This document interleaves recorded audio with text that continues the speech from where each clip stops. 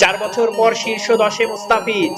পাকিস্তানের বিপক্ষে টি-20 সিরিজে দারুণ বোলিংয়ে টি-20 র্যাঙ্কিংয়ে শীর্ষ 10-এ উঠে এসেছেন মুস্তাফিজুর রহমান। 17 ধাপ লাফ দিয়ে মুস্তাফিজ এখন যৌথভাবে নবম, যেখানে আছেন ভারতের পেসার অর্শিনদীপ সিংও। দুজনের রেটিং পয়েন্ট সমান 653। 2021 সালের অক্টোবরের পর টি-20 বোলারদের র্যাঙ্কিংয়ের শীর্ষ 10-এ ফিরেছেন মুস্তাফিজ।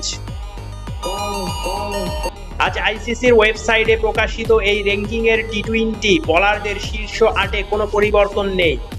তৃতীয় ভারতের বরুণ চক্রবর্তী, দ্বিতীয় ইংল্যান্ডের আদিল রশিদ ও শীর্ষে নিউজিল্যান্ডের পেসার জ্যাকব ডাফি। পাকিস্তানের বিপক্ষে প্রথম টি-20তে মাত্র 6 রানে 2 উইকেট নেন মুস্তাফিজুর রহমান। পরের ম্যাচে 15 রান দিয়ে 1 উইকেট।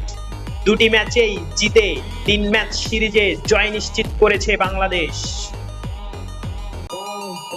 চ্যানেলটি সাবস্ক্রাইব করে সাপোর্ট করবেন।